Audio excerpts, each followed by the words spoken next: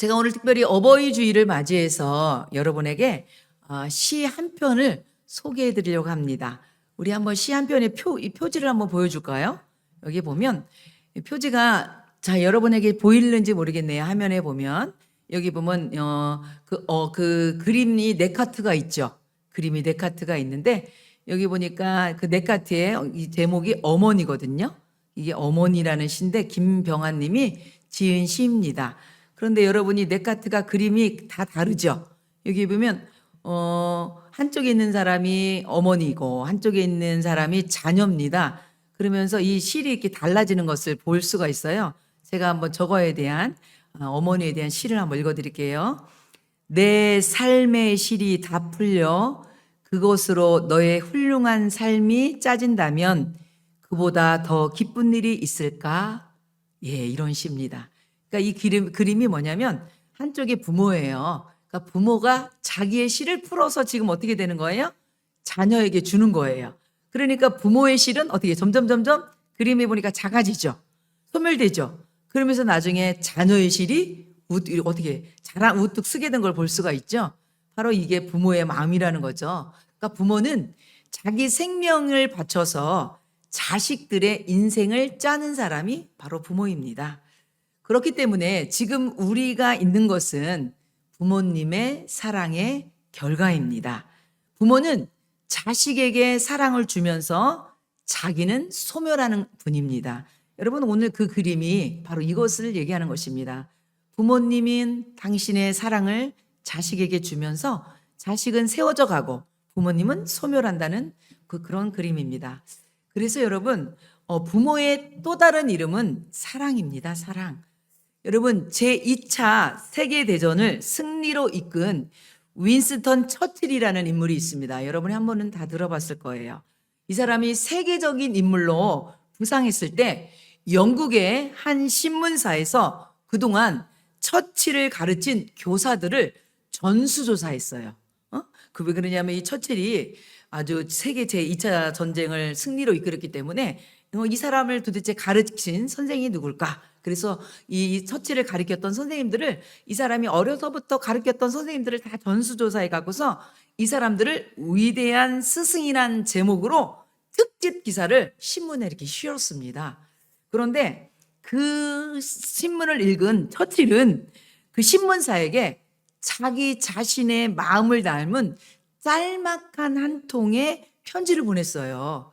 그것이 감사의 편지인지 어떤 편지인지 모르겠지만 제가 그 신문사에 보낸 편지 내용을 읽어드릴게요. 처칠이 신문사에게 이렇게 내용을 보냈답니다. 기 신문사에서는 나의 가장 위대한 스승을 찾아내지 못했습니다. 그분은 바로 나의 어머님이십니다. 어머니는 제 인생의 나침판이었습니다. 이렇게 편지를 보냈다고 합니다. 그래요. 많은 사람들은 이 처칠을 이렇게 훌륭하게 이끈 사람이 스승들도 많은 큰 도움을 줬겠지만 처칠은 마음의 스승을 그의 어머니로 삶았다는 것이지요. 그렇습니다. 이 세상에서 가장 아름다운 이름이 있다면 아마 그 이름은 어머니라는 이름일 것입니다.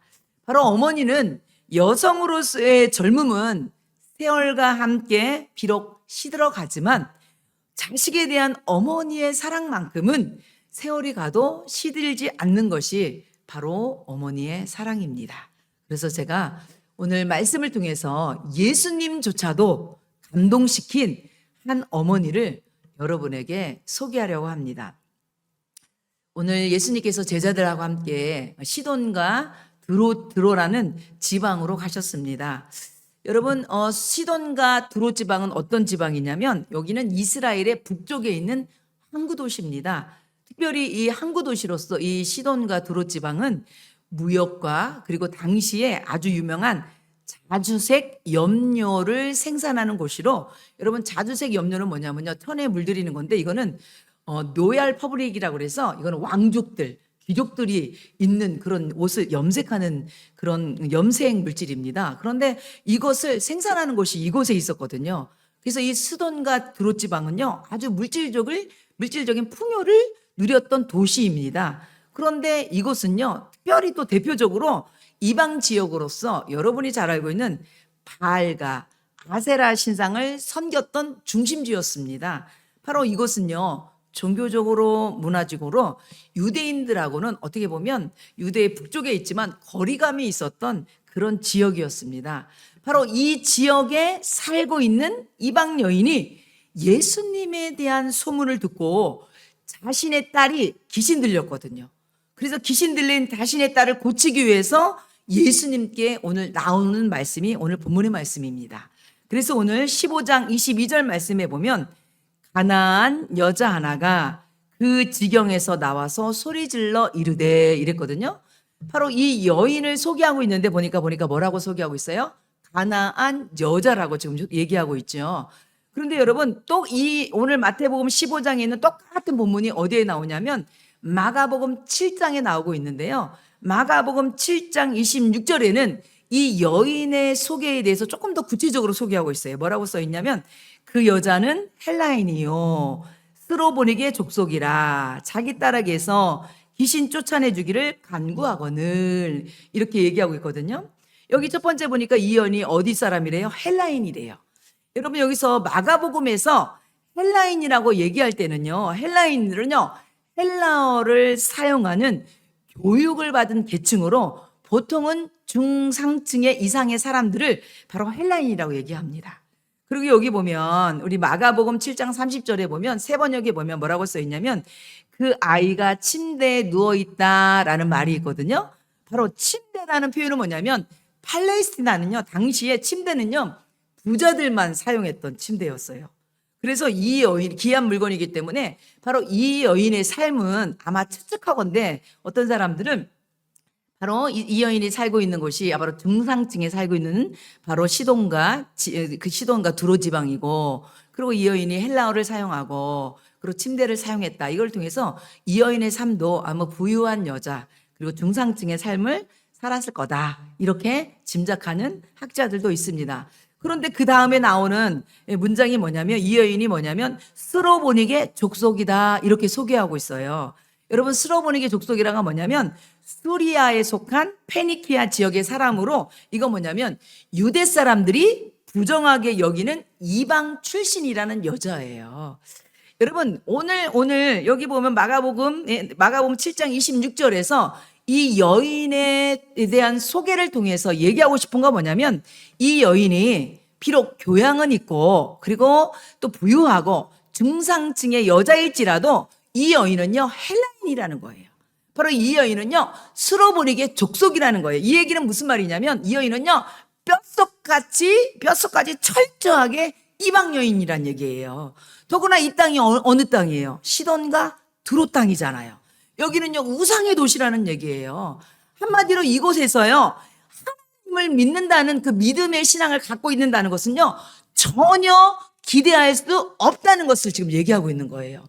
그럼에도 불구하고 이 여인이 예수님께 나옴으로 말미암아 이 여인이 이스라엘 사람보다도 더 큰 믿음을 가졌다는 예수님의 칭찬을 받은 여인이 바로 이 여인인 거예요. 그래서 오늘 이 여인이 바로 오늘 마태복음 15장 22절에 보면 예수님께 나오면서 이렇게 얘기를 합니다. 주 다윗의 자손이여 나를 불쌍히 여기소서 내 딸이 흉악하게 귀신 들렸나이다 이렇게 얘기하고 있어요. 여기 보면 흉악하다는 원어에 보면 헬라어 원어에 보면 카코스 헬라어 원어에 보면 비참하다 악하다는 뜻으로 이게 뭐냐면 그녀의 귀신 들린 딸이 정신적으로나 육체적으로 비참한 상태로 아주 심각한 상태를 지금 나타내고 있는 것입니다. 그래서 이 여인은요 자신의 귀신 들린 그 딸을 어디에 고칠 수가 없는 거예요.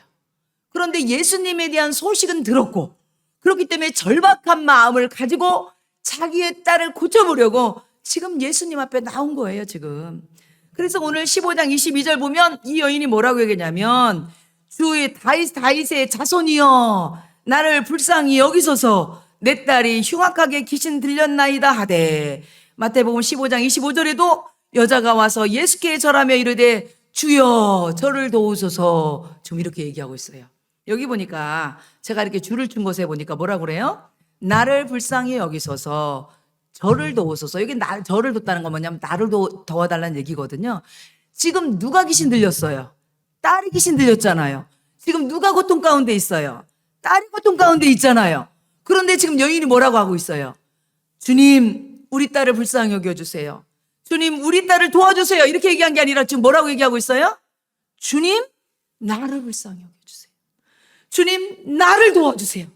이렇게 하면서 딸의 고통과 딸의 아픔을 어머니의 고통과 뭘로 하고 있어요? 지금 동일시하고 있어요. 바로 딸의 고통이 내 아픔이라는 거예요. 여러분, 이거는요, 제가 이 말씀을 준비하면서 어머니가 자녀의 고통을 자신의 고통처럼 느끼는 이유는요, 이게 과학적인 원리에 기반이 되어 있대요.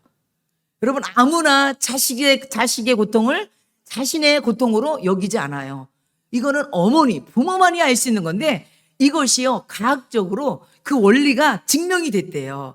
첫 번째 증명은 뭐냐면요, 우리한테는요, 뇌신경인 미러 뉴런 시스템이 있대요. 우리 뇌신경 세포가 미러 뉴런 시스템이 있는데, 이거는 뭐냐면요, 타인의 감정을 자신의 감정처럼 느끼는 바로 그런 뇌신경 세포가 바로 미러 뉴런 시스템인데, 바로 어머니의 이런 그 뇌신경 세포가 자녀들이 고통을 당하잖아요. 그러면 이 어머니에 있는 미러 뉴런 시스템이 활성화된대요. 그러면서 자식의 고통이 내 고통처럼 이렇게 느껴지는 거예요. 그리고 두 번째는 뭐냐면, 어머니한테는요, 호르몬이 있는데 그 호르몬이 뭐냐면, 여러분, 우리 어떤 호르몬이냐, 우리 몸에는요, 옥시토신이라는 호르몬이 있는데, 특별히 이거는요, 여성이 아이를 출산하거나 수유할 때 이 호르몬이 더 특별히 많이 작용이 되는데, 바로 옥시토신이라는 이 호르몬이 어머니들에게 있는데, 이건 뭐냐면 바로 이 호르몬은 어떤 작용을 하냐면 자녀에 대한 애착, 그리고 유대감, 정서적인 결속을 촉진하는 호르몬인데, 바로 연구에 의하면 바로 자녀가 고통을 당하잖아요. 자녀가 어려움을 당하잖아요. 그러면 어머니의 뇌는요, 이런 옥시토신, 이 호르몬이 바로 분비돼 갖고서 자녀한테 강한 유대감과 모성애가 강화된대요. 그래서 자녀의 고통이 바로 어머니의 고통으로 느껴지는 거예요, 이게. 그리고 세 번째는 뭐냐면, 생리적인 반응으로 자녀의 고통을 본 어머니는요, 그 심박수가 증가되고요, 혈압이 상승된답니다. 신체적으로 반응이 일어나는 거예요. 그리고 네 번째는 유전자적 연관성으로 어머니와 자녀가 유전적으로 연결되어 있어서 자녀의 고통에 어머니가 더 강하게 반응한다는 거예요. 그리고 여러분이 잘 아는 다섯 번째는 모성애로, 이거는요, 어머니는요, 자녀를 보호하려는 여러분 본능적인 경향이 있어서 자녀가 고통을 겪고 있을 때 강력한 이 모성애의 감정이 바로 생겨가고서 자녀의 고통이 내 고통으로 느껴진다는 거예요. 그래서 여러분, 오늘 이 여인은 바로 본인의 고통이 뭐예요? 내 고통. 주여, 나를 불쌍히 여겨주세요.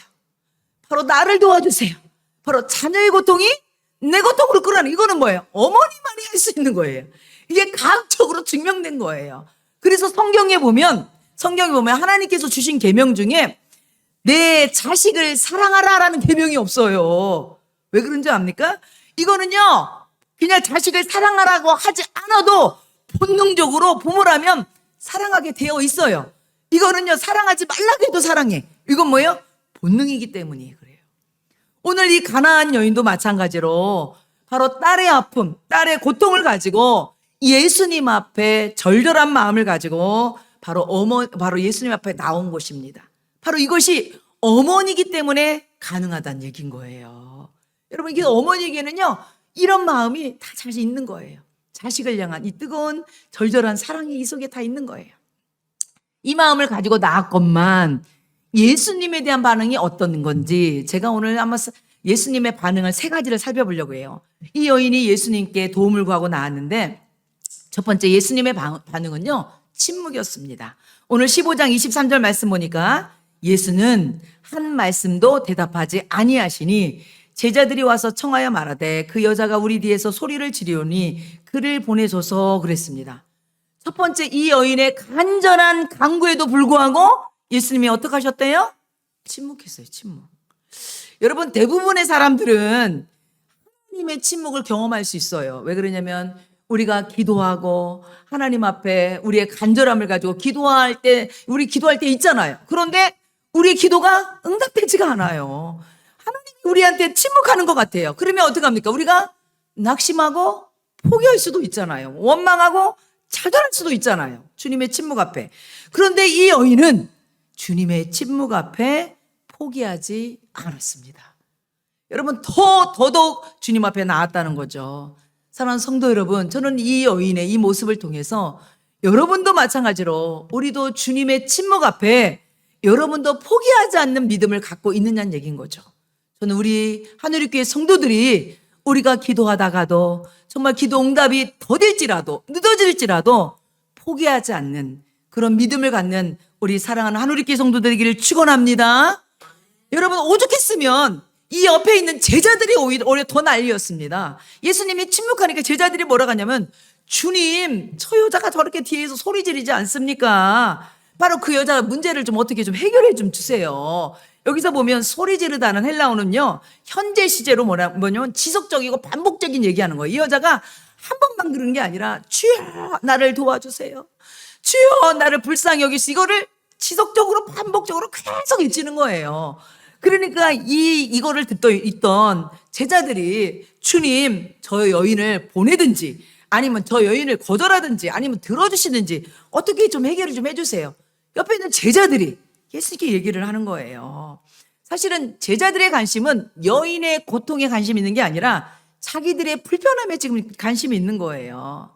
사랑하는 성도 여러분, 저는 이 말씀을 통해서 여러분에게 들려주고 싶은 말씀은, 우리가 때때로 고통 가운데 있고 우리의 기도에 예수님이 침묵할지라도, 여러분, 예수님의 침묵은 여러분의 기도의 거절이 아니라 여러분의 믿음을 이끄는 가정을 믿으시기 바랍니다. 단순한 우리의 침묵을 통해서 여러분은 우리 주님이 내 기도를 거절하시나? No, 아닙니다. 그거는요, 여러분의 믿음을 이끄는 가정입니다. 뿐만 아니라 예수님의 침묵은 여러분의 기도를 외면하신 게 아니라 여러분으로 하여금 더 깊은 신뢰로 초대하는 시간임을 믿으시기 바랍니다. 바로 주님을 향한 더 깊은 신뢰를 요구하고 있는 거예요. 바로 그렇기 때문에 사랑하는 성도 여러분, 우리는 주님이 침묵한다고 이곳에서 좌절하거나 멈추지 마시기 바랍니다. 두 번째, 예수님의 반응은 뭐냐면요, 거절이었습니다. 예수님이 점점 더 적극적으로 이 여인에게 실망을 주는 거예요. 첫 번째는 침묵을 줬죠. 두 번째는 뭐예요? 거절을 했어요. 15장 24절에 뭐라고 그래요? 예수께서 대답하여 이르시되, 나는 이스라엘의 지레 잃어버린 양 여인은 다른 데로 보내심을 받지 아니하였노라 하시니, 그랬습니다. 여러분, 유대인들은요, 이방인들을 하나님의 축복과 구원의 영역 밖에 있는 존재로 여겼습니다. 그런데 이 여인은 지금 뭐라고 그래요? 이 여인은요, 시돈과 두로 지방 여인이잖아요. 쓸어버리기에 족속이잖아요. 그러니까 예수님 뭐라고 그래요? 나는 이 이스라엘의 잃어버린 양 외에는 다른 데로 보내심을 받지 아니하였다. 이 말은 뭐예요? 너는 이방 여인 아니냐? 내가 네 얘기를 들어줄 이유가 없다. 한마디로 이런 얘기예요. 에? 어떻게 보면 너는 이방인이고 나는 유대인이지 않냐? 내가 너에게 네 얘기를 들어줄 이유가 없지 않느냐? 이런 얘기거든요. 여러분, 이 얘기를 들었을 때 보통 사람 같으면, 맞다, 내가 이방 여인으로서 저들은 우리를 무시하는데 바로 저 유대인 선지자가, 내가 유대인 선지자인 저분한테 얘기한다고 내 얘기를 들어줄 수 있을까? 이러면서 물러서야 되잖아요. 그런데 이 여인은요, 예수님의 침묵에도 그리고 거절에도 물러서지 않았습니다. 여러분, 이게 왜 그렇습니까? 자녀를 향한 뜨거운 어머니의 사랑이기 때문에 여러분, 절대로 포기할 수 없는 것입니다. 그런데 여러분, 사실 예수님께서 나는 이스라엘 집에 잃어버린 양 외에는 다른 데로 보내심을 받지 아니하노라 라고 말씀하셨지만, 이것은요, 유대인에게만 복음을 전하겠다는 뜻이 아닙니다. 그랬더라면 예수님께서 왜 시돈과 두로 지방까지 왔겠습니까? 예수님은 사실 이곳에 온 이유는, 저는요, 이 여인을 만나기 위해서 주님이 오셨다고 믿습니다. 사실은 이 여인의, 아까 제가 얘기했던 것처럼 예수님의 침묵과 거절은요, 바로 이 여인의 믿음을 더 끌어내기 위한 예수님의 방법이었다고 저는 믿습니다. 그래서 우선적으로는 이스라엘 백성에게 복음을 전하는 거지만 그 다음에는요, 이방인에게도 구원의 문을 연다는 중요한 의미가 있습니다. 그래서 다시 본문에 들어가면 이 여인은 바로 마태복음 15장 25절에 바로 예수님의 이런 얘기에도 불구하고 뭐라고 얘기합니까? 여자가 와서 예수께 절하며 이르되 주여 저를 도우소서, 이렇게 얘기합니다. 여러분, 여기서요 중요한 단어가 뭐냐면 절하다는 단어입니다. 절하다는. 여기 헬라어로 이 절하다는 것은요 프로세키네이로 경배하다, 무릎 꿇다라는 뜻이 있거든요. 이 절하다는 뜻에는요, 여러분, 견계하다, 무릎 꿇다 뜻이면서 이거는 현재 시제로 되어 있어요. 이게 뭐냐면 현재, 이거 미완료 동사로 되어 있거든요. 미완료 동사로 됐다는 건 뭐냐면 이건 계속적인 행동으로 예수님 앞에 무릎 꿇고 절하면서 간절히 계속적으로 지금 아뢰고 있다는 거예요. 그런데 제가 여러분에게 들려주고 싶은 얘기는 이 절하라는 단어의 뜻입니다. 아까 제가 얘기했던 것처럼 이게 뭐라고 했어요? 경배하다, 무릎 꿇다는 뜻이라고 했죠. 여러분, 이 절하다 뜻은요 하나님한테 예배 드릴 때 쓰이는 동사입니다. 이게 한마디로 신적인 존재에게 드리는 경배적인 행동을 할 때 절하다라는 단어를 쓰입니다. 그래서 마태복음에요, 이게 지금 마태복음이잖아요. 마태복음의 저자가 마태잖아요. 그래서 마태가요 동방박사가 아기 예수께 경배 드릴 때도 마태복음 2장 11절에 이 단어를 썼습니다. 절하다, 바로 세키네이, 이 여인이 절한 것처럼. 그리고 부활하신 예수님 앞에 제자들이 경배할 때 마태복음 28장 9절하고 17절에도 이 절하다는 바로 이 단어를 썼습니다. 여러분, 이것을 통해서 알 수 있는 건 뭐냐면 이 여인은요 이방 여인임에도 불구하고 예배자의 태도로 예수님 앞에 무릎 꿇었다는 얘기입니다. 다시 한번 말한다면 이 여인은요 예수님 앞에 단순한 요청을 한 것이 아니라 예수님을 어떻게 해요? 신적인 존재로 믿었다는 거예요. 여러분, 왜 그러냐? 그 여인이 예수님에 대한 호칭을 통해서도 우리가 알 수가 있어요. 22절에 보면 예수님 보고 뭐라고 해요? 주 다윗의 자손이여. 25절 27절 뭐라고 그래요? 주여. 여러분이 바로 여기서 보면 이 여인이 이방 여인임에도 불구하고 이스라엘 못지않는 믿음을 갖고 있었다는 거예요. 지금 이 얘기를 하는 거예요. 여러분, 오늘 사랑하는 성도 여러분, 그렇기 때문에 이 여인이 주님 앞에 무릎 꿇었다는 것은 바로 예수님을, 하나님을 모르고 믿는 신앙이 있었다는 것입니다. 사랑하는 성도 여러분, 우리가 주님 앞에 기도하는 기도 제목이 있을진데 주님이 우리의 기도 제목에 침묵하시는 것 같고 외면하시는 것 같고 거절하는 것 같을지라도 여러분 결단코 여러분의 믿음과 여러분의 기도를 꺾이지 마시기 바랍니다. 왜 그러냐면 우리 앞에 계신 그 예수님은 살아계신 하나님이심을 믿으시기 바랍니다. 때가 되면 하나님께서 여러분의 간절한 기도에 응답하심을 믿으시기 바랍니다. 여러분, 그렇습니다. 그리고 예수님의 세 번째 반응이 뭐냐면, 첫 번째는 아까 뭐였어요? 침묵이었죠. 두 번째는 뭐라고 그랬어요? 거절. 세 번째는 뭐냐면 모욕이었어요. 모욕. 와, 예수님 셋이다, 그죠? 첫 번째는 침묵, 그 다음에는 거절, 세 번째는 모욕. 그게 뭐냐면 15장 26절 보세요. 어떻게 모욕을 주셨나 볼까요? 대답하여 이르시되 자녀의 떡을 취하여 개들에게 던짐이 마땅하지 아니하니라, 이랬어요. 여러분, 개라고 지금 여러분 여기 보면 개들이 이렇게 던짐이 마땅하지 않다고 그랬잖아요. 이 개라는 것은요 유대인들이 이방인을 경멸할 때 부를 때 쓰는 것이 개라고 표현을 하는 거예요. 지금 예수님께서 지금 이 여인을 뭐라고 지금 비유하는 거예요? 개라고 얘기하는 거예요. 바로 이 여인한테 지금 개라는 표현을 썼다는 거예요. 여러분, 이방인 여자 입장에서 알고 있어요. 유대인들이 자기들한테 경멸할 때 개라고 부르는 걸 알고 있어요. 그런데 유대인 선지자가 자기를 자기를 뭐라고 하는 거예요? 개라고 표현할 때 이 여인은요 수치스럽고 모욕적이었을 겁니다. 여러분, 당신은요, 여러분 보세요. 이 여인이 어떤 입장이냐면 당신은요 남성 중심의 사회였습니다. 남성 중심의 사회에서 이 여인은요 여성이었고요. 그리고 여러분, 유대인과 이방인 중에서 이 여인은요 부정한 자로 여기는 이방인이었어요. 뿐만 아니라 이 여인은요 권리가 없는 간청하는 입장이었어요. 어떻게 보면 세 가지의 불리한 입장이 있음에도 불구하고 이 여인은 예수님이 계라는 자기한테 비유로 말씀하시는 얘기를 했을 때 이거는요, 이 여인의 존재 자체를 무시하는 얘기나 마찬가지였을 거예요. 여러분, 이거에 대해서 오스왈드 챔버스는 이렇게 얘기합니다. 하나님은 믿음을 시험하실 때 우리의 자존심을 먼저 깨뜨리십니다. 그 과정에서 우리는 진짜 믿음을 얻게 됩니다. 아주 기가 막힌 얘기를 했어요. 그렇죠? 예수님께서 정말 이 여인에게 이렇게 말한 이유에 대해서 아주 정확하게 얘기하고 있어요. 이거는요, 예수님이 정말 이 여인을 무시하려는 게 아니었죠.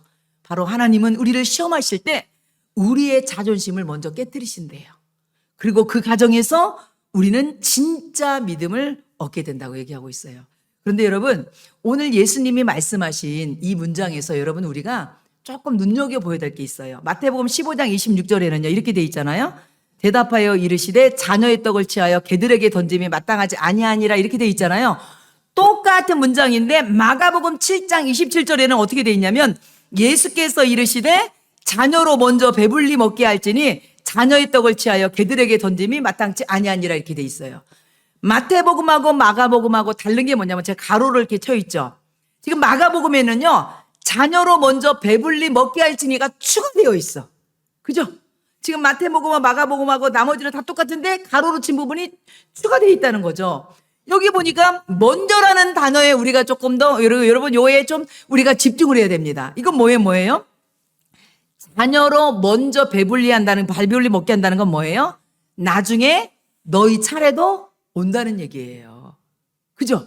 여기 보면 먼저 배불리 먹게 한 다음에 이건 뭐면 나중에 있다는 거죠. 그런데 마태와 마가는 이렇게 다를까? 마태복음에는 이런 먼저라는 단어가 없어요. 근데 마가복음에 이 단어가 있어요. 이유가 있어요, 여러분.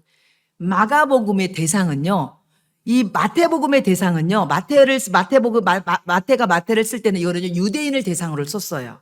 근데 이 마가복음을 쓸 때는요. 이방인 그리스도인을 대상으로 쓴 거예요. 그렇기 때문에 마가는요. 이것에 더 예수님이 말씀하신 것 중에서 이 부분에 대해서 더 집중해서 들은 거죠. 이거를 더 기억한 거죠. 그래서 이건 뭐예요?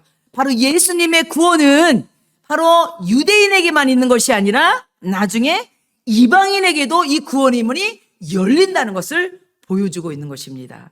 바로 이 여인이 이런 모욕 속에서도 포기하지 않고 바로 그 표현에서 소망의 단서를 잡은 것입니다. 그렇죠. 먼저는 자녀에게 배불리 먹지만 그 다음에 우리에게도 기회가 온다는 것이죠. 그래서 여러분 오늘 마태복음 15장 27절에 보면 이 여인이 이렇게 얘기하고 있습니다. 여자가 이르되 주여 올소이다마는 개들도 제 주인의 상에서 떨어지는 부스러기를 먹나이다 하니 그랬습니다. 지금 이 여인이 뭐 어떻게 얘기하고 있습니까? 그렇습니다, 주님. 이 여인은요 스스로 그렇습니다. 당신이 얘기하는 것처럼 올소이다. 예수님의 말을 그대로 수긍합니다. 그렇습니다, 주님. 저는 당신들이 생각하는 이방 여인으로 저는 개 취급해도 맞습니다. 저는 맞습니다. 선택받지 못한 백성입니다. 저는 권리를 받지 못한 그런 백성입니다. 저는 이방인 여자입니다. 이렇게 그대로 수긍합니다. 그러면서 이 여인이 뭐라고 해요? 개들도 제 주인의 상에서 떨어지는 부스러기를 먹나이다. 얼마나 멋진 표현입니까? 그리고 얼마나 멋진 믿음입니까? 이게 무슨 말이냐면요. 유대인들은요, 식사할 때 우리처럼 지금 포크나 수저나 젓가락 이런 걸 쓰지 않아요. 이들은 그냥 빵을 어떻게 해요? 손으로 찢어서 이렇게 먹거든요. 그러다 보니까 손으로 찍다 보니까 당연히 뭐가 생겨요? 부스러기가 생기죠. 그러면 집에서 키운 개들이 어떻게 해요? 와서 그 부스러기를 먹는 건 아주 일상적인 일이었거든요. 그러니까 이 여인이 그것을 얘기를 하는 거예요. 맞습니다. 제가 그 떡을 먹을 수 있는 자격은 없지만 개들처럼 떨어지는 부스러기를 먹을 수 있는 그런 자격은 있지 않습니까? 지금 이 여인이 그런 얘기를 하는 거예요. 그 부스러기 은혜일지라도 그 은혜만 내게 주신다면 우리 딸이 나을 것을 믿는 믿음이 이 여인에게 있었던 것입니다. 사랑하는 성도 여러분, 이 여인은요 주님 앞에 철저히 자존심이 무너져 내리고 모욕을 당하고 상처를 입었을지라도 자녀를 살리는 길이라면 마다하지 않았습니다. 이것이 어머니의 마음, 부모의 마음인 것입니다. 그래서 여러분, 브래드몬드 필립이라는 사람은 이렇게 얘기합니다. 어머니의 사랑은 단순히 마음이 감정이 아니라 희생의 정신이자 자기 자신을 내려놓는 무조건적인 결단입니다. 여러분, 이게 어머니만이 가질 수 있는 것 같아요. 그렇죠? 이 세상에 그 누가 나를 위해서 이런 모욕을 당할 수가 있습니까? 이런 수치를 감수할 수 있습니까? 그렇지 않습니까? 이런 상처를 받으면서도 끝까지 매달 수 있는 사람이 누구입니까? 그런 부모밖에 없어요. 여러분. 그래서 다시 한번 읽어드립니다. 어머니의 사랑은 단순히 마음의 감정이 아니라 희생 정신이자 자기 자신을 내려놓은 무조건적인 결단입니다. 이게 여러분을 사랑하는 부모의 마음입니다. 그리고 부모된 우리들이 자녀를 사랑하는 마음이기도 합니다. 그랬을 때 우리 예수님이 어떻게 합니까? 그 여인의 말에 감동을 입어요. 감동을 입어요. 그래서 마태복음 15장 28절 말씀 보니까 이에 예수께서 대답하여 이르시되 여자여 내 믿음이 크도다. 내 소원대로 되리라 하시니 그때부터 그의 딸이 나으니라. 아멘. 여러분, 여기에는 그냥 여자여 되어 있지만 여러분, 이 헬라어 언어에 보면요, 그 앞에 감탄사인 오가 붙어 있어요. 감탄사 오. 예수님의 감탄이 그곳에 있어요. 예수님께서 그 여인의 믿음을 보고 감동을 받고 감탄을 하셨어요. 사랑하는 여러분, 정말 예수님의 마음을 감동시키고 감탄을 줄 수 있는 게 뭡니까? 어머니의 믿음이요, 어머니의 사랑이었습니다. 사랑하는 성도 여러분, 이 어머니의, 이 여인의 믿음은 혈통에서 나온 것이 아닙니다. 조건에서 나온 것도 아니고 신학 지식에서 나온 것도 아닙니다. 오로지 자식을 사랑하는 마음에서 나온 것입니다. 성도 여러분, 어머니의 믿음은 자녀를 살리고 가정을 살리고 민족을 살리는 놀라운 은혜가 있을 줄 믿습니다. 그러므로 부모된 우리 어머님들, 우리 자녀들을 위하여서 비록 지금 당장 자녀들에 대한 기도응답이 더딜지라도 하나님 앞에 기도하는 자녀를 위한 기도를 포기하지 마시기 바랍니다. 반드시 주님 앞에 기도하면 때가 이름에 하나님께서 들어주실 것을 믿습니다. 오늘 예화 하나 하고 여러분을 마치려고 합니다. 여러분, 중세시대에 여러분이 한 번씩은 들어본 예화일 수도 있습니다. 중세시대에 이탈리아의 밀라노의 한 교회당에 있었던 일입니다. 어느 날 예배 시간도 아닌데 어떤 한 부인이 교회 뒷자리에서 울기 시작하는데 잠깐 우는 게 아니라 30분이 지나도 통곡하면서 우는 거예요. 그때 그 교회를 지도하고 있던 암브로스라는 유명한 감독이, 오늘 얘기한 목사님이나 마찬가지죠. 그 감독이 그 모습을 보면서 너무 계속 울고 있으니까 그냥 울음을 끊을 줄을 모르는 거예요. 사연이 너무 궁금하잖아요. 그래서 이 어머니한테 가서, 이 여인한테 가서 얘기한 겁니까? 얘기를 했습니다. 부인, 무슨 어려운 일이 있기 때문에 이렇게 울면서 기도를 합니까? 그랬더니 이 여인이 이렇게 얘기를 합니다. 감독님, 제 아들이 방탕한 생활을 하면서 지금 이단에 빠져 있습니다. 아무래도 하나님께서 제 아들을 영원히 버리신 것 같습니다.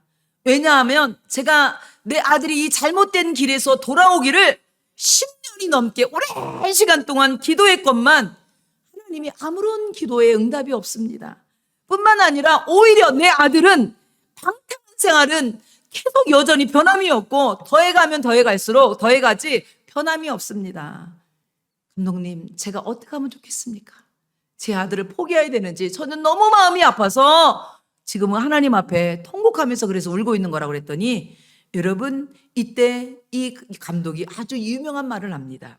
여러분, 이 말은요, 역사에 두고두고 남긴 말이고요. 지금도 많은 목사님이 또 얘기도 합니다. 여러분 한 번씩 들어봤을 말입니다. 뭐라고 하냐면, 걱정하지 마세요, 부인. 기도하는 자의 자식은 결코 망하지 않습니다. 이 말이 여기서 나온 거예요.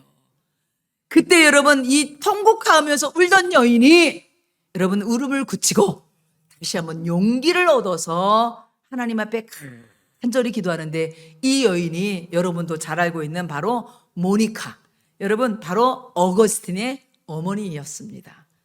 여러분, 이 어머니의 기도로 결국 그 아들은요, 방황의 끝을 접고 하나님 앞에 돌아오고 기독교 역사상 커다란 발자취를 남긴 거대한 거목이 되었습니다. 사랑하는 성도 여러분, 우리 어머니의 기도가 더딜지라도 하나님께서 반드시 응답해 줄 걸 믿습니다. 그래서 여러분, 링컨 대통령은요, 여러분 미국의 역대 대통령인 링컨 대통령 알잖아요. 뭐라고 얘기하냐면, 나는 어머니의 기도를 기억합니다.